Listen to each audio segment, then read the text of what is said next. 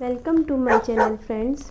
अगर आपको मेरी कहानी अच्छी लगे तो लाइक ज़रूर करें और चैनल को सब्सक्राइब ज़रूर करें। गुरुकुल में रहते हुए आंजनेय को 4 साल होने वाले थे, लेकिन अभी तक वह अनुशासन में रहना नहीं सीखा था। हष्ट पुष्ट शरीर था उसका और दिमाग भी बहुत तेज था।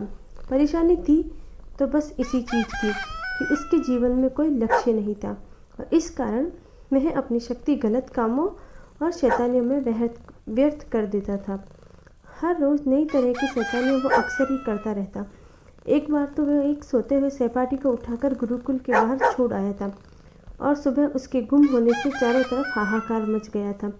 जब सबको आंजनेय की इस उद्दंडता के बारे में पता चला तो गुरुदेव उस पर बहुत क्रोधित हुए। पानी सर के ऊपर हो चुका था। गुरुजी द्वारा उसे समझाने के सभी प्रयास विफल हो चुके थे। अंततः एक योजना बनाई गई और आंजनेय को एक कार्य सौंपा गया। कार्य था गुरुकुल के पास बहने वाली नदी का रास्ता रोकना। यूँ तो यह कार्य इतना आसान न था, परंतु आंजनेय का मानना था कि ऐसा कोई काम नहीं जो वो कर नहीं सकता। आंजनेय ने अगली सुबह अपना काम शुरू किया। पहले उसने छोटे छोटे पत्थर रखने शुरू किए। थोड़ी देर बाद उसने देखा कि नदी छोटे पत्थरों को गिराकर अपना रास्ता बना रही है। इसके बाद उसने बड़े बड़े पत्थरों से नदी का रास्ता रोका। दोपहर बाद जब उसने नदी का बहाव रोक दिया तो प्रसन्नतापूर्वक गुरुकुल चला गया और सबको बड़े गर्व से बताने लगा। गुरु ने आंजनेय की तरफ देखा तो सही, लेकिन कुछ कहा नहीं। थकावट के कारण आंजनेय जल्दी सो गया। सुबह हुई तो आंजनेय के कानों में शोर सा सुनाई दिया। आवाज़ें सुनते ही उसने आंखें खोली, लेकिन उसे साफ साफ कुछ सुनाई नहीं दे रहा था। फिर उसे कुछ गीलेपन का आभास हुआ। अब उसने अपने चारों तरफ देखा तो पानी उसके कमरे में फैला हुआ था। वो एकदम से उठा और बाहर जाकर देखा तो पूरे गुरुकुल में पानी फैला हुआ था। आंजनेय, तुमने नदी का बहाव तो रोक दिया, लेकिन अब वही पानी हम सब के लिए चिंता का विषय बन गया है। शीघ्र ही इसका कोई निवारण करो। और हाँ, स्मरण रहे, नदी का बहाव भी रुक जाना चाहिए। कहते हुए गुरुजी अपने कक्ष में चले गए।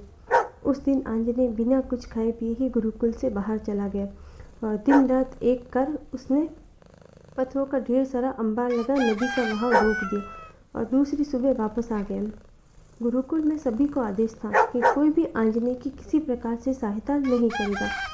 इस बार पानी गुरुकुल में तो नहीं आया, लेकिन पास के गांव में चला गया और इतना पानी चला गया कि अगर जल्दी ही उसको रास्ता न दिया जाता तो पूरा गांव बाढ़ की चपेट में आ सकता था। अगली सुबह कुछ गांव वाले आए और गुरुजी से आग्रह करने लगे कि उनके गांव को डूबने से बचाए। गुरुजी ने आंजनेय को बुलाया और कहा, मैंने तुम्हें नदी के बहाव को रोकने के लिए कहा था, परंतु तुम्हारी मूर्खता के कारण उस नदी का जल पहले गुरुकुल में आया, अब पूरे गांव को डुबाने वाला है। परंतु गुरुजी, मैंने तो आपकी आज्ञा का पालन ही किया है, अपने पक्ष रखते हुए आंजनेय ने कहा। मैंने जल का बहाव रोकने के लिए कहा था। यदि बहाव रुका होता तो गांव के डूबने की स्थिति क्यों आती? बहाव रोकने का अर्थ है कि जल कहीं नहीं जाना चाहिए। ऐसा कैसे संभव है गुरुदेव? जल की धारा को कैसे रोका जा सकता है? उसकी शक्ति के आगे हमारी शक्ति तो कुछ भी नहीं है। क्यों नहीं? पहले तुमने ही उसे रोका, वो भी एक बार नहीं 2 बार। आंजनेय को गुरुजी की इसी बात से उनकी मंशा का पता चल गया। वो समझ गया कि नदी के बहाव को नहीं रोका जा सकता, फिर भी उसे जानबूझकर 2 बार भिजा गया। परंतु उसे ये समझ नहीं आया कि ऐसा किया क्यों गया। अब वो सबके सामने लज्जित था। तभी गुरुदेव उसके पास आए और कहने लगे, हमारा जीवन भी नदी की धारा की तरह है। नदी की तरह हमारे अंदर भी अपार शक्ति है। यदि हम नदी की तरह अनुशासन में रहकर आगे बढ़ते रहेंगे तो अपने लक्ष्य को ज़रूर प्राप्त कर लेंगे, परंतु यदि हम दिशाहीन हो गए तो हम दूसरों के लिए हानिकारक भी हो सकते हैं। फिर सब हमसे दूर भागेंगे और हमसे मुक्ति का उपाय सोचेंगे। अंतर सिर्फ इतना है कि नदी सोच नहीं सकती और हम सोच सकते हैं। इसलिए निर्णय लेना तुम्हारे हाथ में है। तुम अनुशासन में रहना चाहते हो या फिर दिशाहीन होकर अपना जीवन व्यर्थ करना चाहते हो।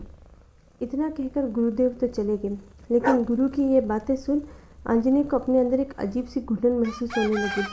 उसे समझ आ गया था कि वह अपने जीवन रूपी नदी की धारा में दिशाहीन होने के साथ साथ अनुशासनहीन भी हो गया था। अपनी इसी भूल को सुधारने के लिए वो सीधा नदी के तट पर गया और उस रुकावट को हटा दिया। इसके साथ ही अपने जीवन से भी अनुशासनहीनता रूपी रुकावट को हमेशा के लिए निकाल दिया। दोस्तों, अनुशासन पर कहानी की तरह हमारे जीवन में भी हम कई बार अपने लक्ष्य की ओर ध्यान नहीं देते और अनुशासनहीन हो जाते हैं। इससे हम दूसरों को नकारा लगने लगते हैं।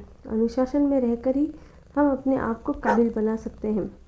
तो बहने दीजिए अपने जीवन की धारा को अनुशासन में और बढ़ते रहिए अपने लक्ष्य की तरफ। Thank you. लाइक ज़रूर करें।